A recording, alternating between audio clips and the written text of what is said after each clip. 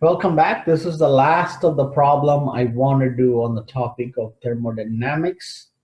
And I promise this is the last and final video in all the video series I have recorded for 175.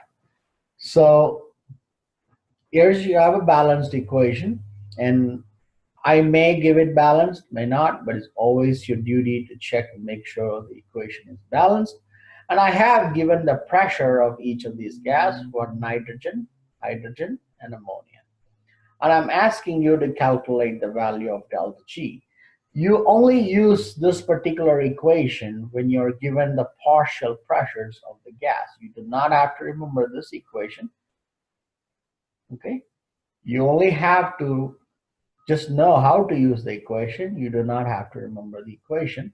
R value is, this is 8.314. Since there's two types of R, I would probably give you the joules per mole Kelvin. I will give you the R value depending on which R value I want you to use. T is 25 degrees, so it's 298 Kelvin. What is this Q? Well, Q is nothing but the K. It's very similar to Kc expression. So first you have to write the expression, which is NH3 squared over N2 times H2Q. Now go ahead and substitute the values. So it's 1.45 squared over N2 is 0.230 over 1.45. H2 is 0.420 Q. Okay. Substitute all of this in. Let's see what we get. 1.45 squared divided by 0.420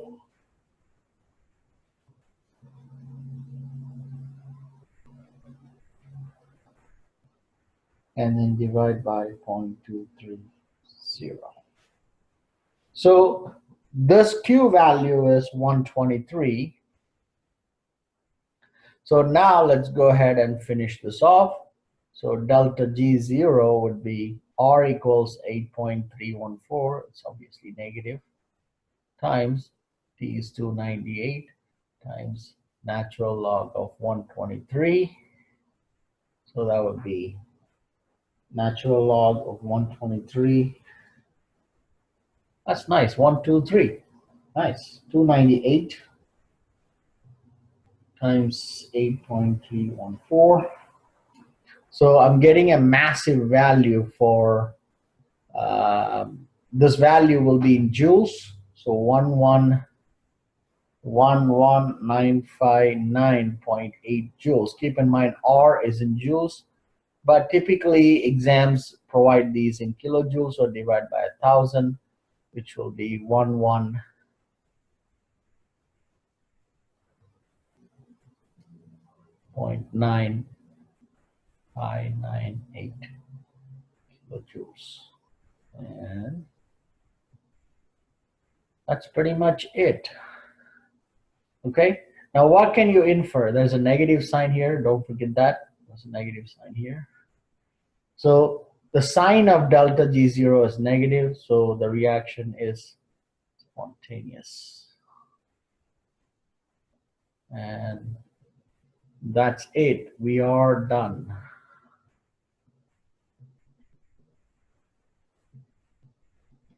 I am happy to see this, actually, the screen that I've been looking forward to for the last 4 months or so. So this is the last of the video where I am going to say that that's it. And just watch all these videos just one more time. That's all. I think there's no need to memorize any of this information. Most of the information will be provided to you. Just make sure to watch it once or twice just to see what are you applying, how are you applying. The format in which these questions will be asked will be almost identical, so there's no real reason for you to worry yourself to death. And that's all I have to say, and I will see you in Chem 330 video series. Stay tuned.